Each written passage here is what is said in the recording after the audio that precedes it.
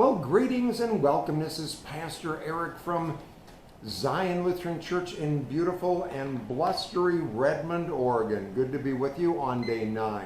And we are on the 4th of the 7 signs. This one is the feeding of the 5,000. And like we did yesterday, we're going to take 2 days on this sign because there's just so much there. It's in John chapter 6. Verses 1 through 15. Now, before I read that, remember that this feeding of the 5,000 is told, it's one of the few stories, other than the crucifixion of Jesus, that's told in all 4 Gospels. So there's a lot of truth and a lot of legend and a lot of importance behind this story. And remember that in the Gospel of John especially, there's a deeper meaning to everything that Jesus does. John doesn't just report it like Matthew, Mark, and Luke. John interprets what Jesus says. So let me read those verses, chapter 6, verses 1 through 15. After this, Jesus went to the other side of the Sea of Galilee, also called the Sea of Tiberias. A large crowd kept following him because they saw the signs he was doing for the sick. Jesus went up the mountain and sat down there with his disciples. Now, the Passover, the feast of the Jews, was near. When he looked up and saw a large crowd coming toward him, Jesus said to Philip, "Where are we to buy bread for all these people to eat?" He said this to test him, for he himself knew what he was going to do. Philip answered him, 6 months' wages. Couldn't buy enough bread for each of them to get a little. One of the other disciples, Andrew, Simon Peter's brother, said to him, "There's a boy here who has 5 barley loaves and 2 fish, but what are they among so many people? So what?" Jesus said to them, "Make the people sit down." Now there was a great deal of grass in that place, so they all sat down, about 5,000 in all. Then Jesus took the loaves, and when he had given thanks, he distributed them to those who were seated, so also the fish, as much as they wanted. When they were satisfied, he told the disciples, "Gather up the fragments left over so that nothing may be lost." So they gathered them up. And from the fragments of the 5 barley loaves left by those who had eaten, they filled 12 baskets. When the people saw the sign that he had done, they began to say, "This is indeed the prophet who has come into the world." Now, fascinating story, the way that John tells it. Since last week in chapter 5, with the healing of the man at the pool of Bethesda, a week about has passed, and in chapter 5, the opposition to Jesus begins to gain steam. There starts to be this theme of light and darkness and in and out. Jesus starts to become much more divisive as people take sides for him or against him. Last week, the legalistic Pharisees started to make their appearance, and the opposition of Jesus begins to grow. What's interesting is that John leaves out a lot of Jesus' ministry that Matthew, Mark, and Luke have. His travels around Galilee.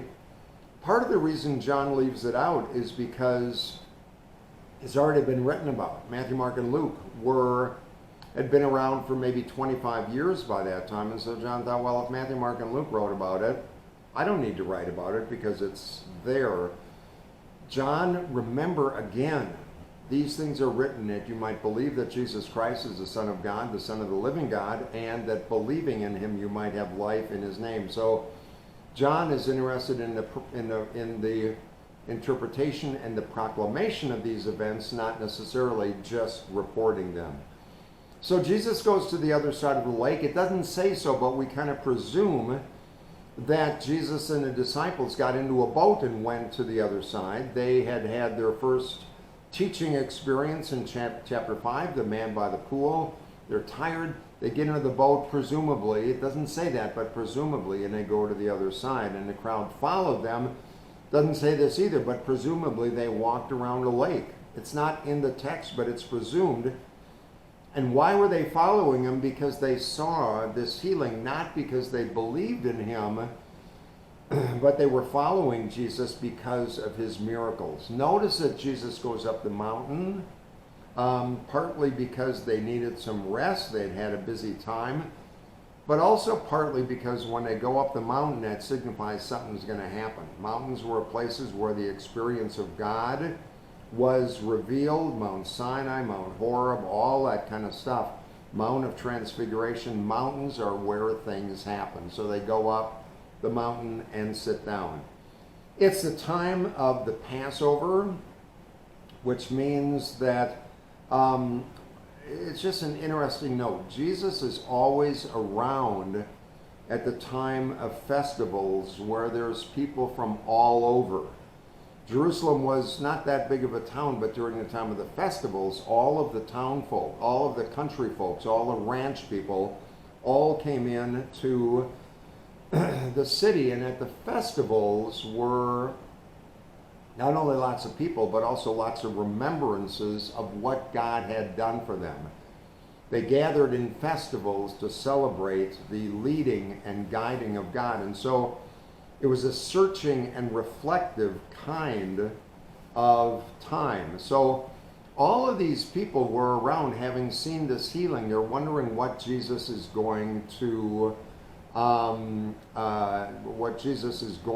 do for them. So as John tells the story, 6:1 through 15, we have to ask, what is John trying to tell us about Jesus? What are the lessons that he's trying to teach us in his interpretation of the event? First lesson we're to learn is that when we ask ourselves how we measure things, when we come up against a problem or a challenge, oftentimes we measure that problem according to our own ability. When we come up to a problem, we think, how am I going to handle it? How is this going to reflect on my capacity to make it through those problems? And so when we come across impossible situations or circumstances, we think, how are we going to do it? We size ourselves up, and oftentimes we kind of fall short. I can't do it. I'm not up for the challenge. It's impossible. One of the things John wants to tell us in this feeding of the 5,000 is that Jesus loves impossible situations. Jesus thrives on impossible times. Remember when the angel said to Mary, nothing is impossible? Jesus sits down in John 4 by a woman at the well and gives her living water. He changes water into wine in chapter 2. He heals a man who doesn't even know who he is in chapter 5. Now he feeds a crowd that has no food.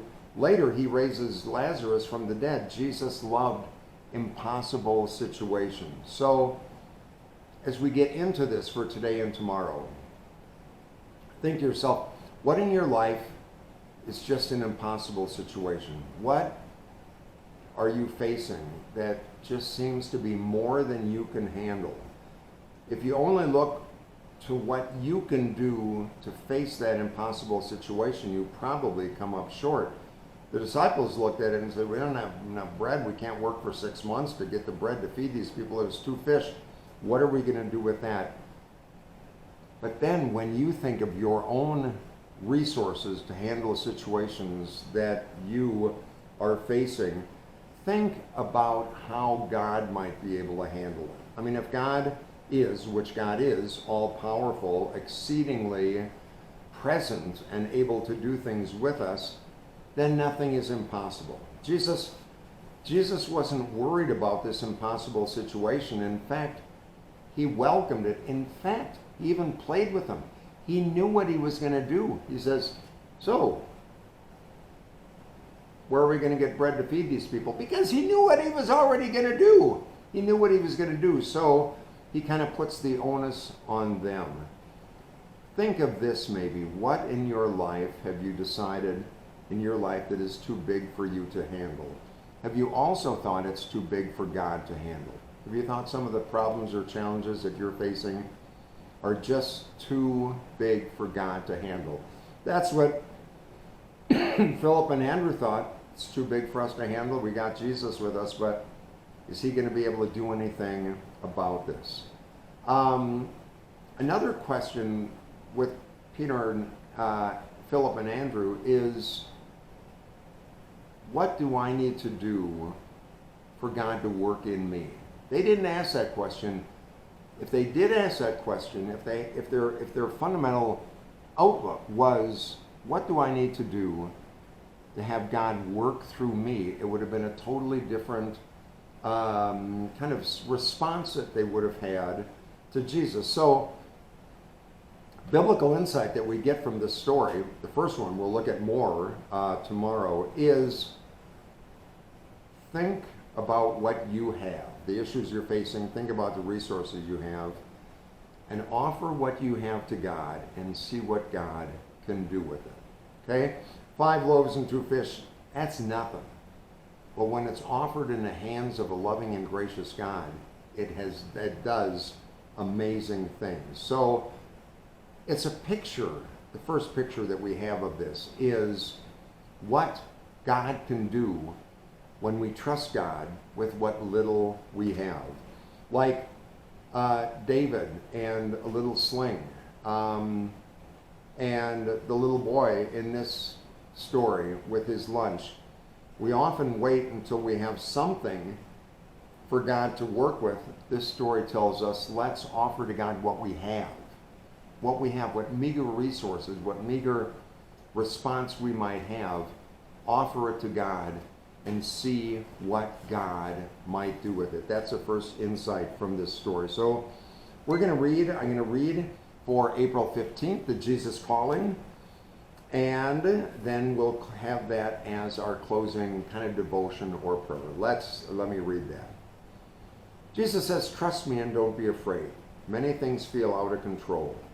Your routines are not running smoothly. You tend to feel more secure when your life is predictable.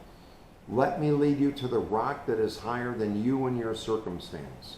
Take refuge in the shelter of my wings where you are absolutely secure. When you're shaken out of your comfortable routines, grip my hand tightly and look for growth opportunities. Instead of bemoaning the loss of your comfort, accept the challenge of something new. I lead you from glory to glory, making you fit for my kingdom. Say yes to the ways I work in your life. Trust me and don't be afraid. Good devotion for today. So we will go on tomorrow, day 10, with the second part of this fourth sign from John chapter 6. And I look forward to seeing you then. You take care till then. Bye-bye.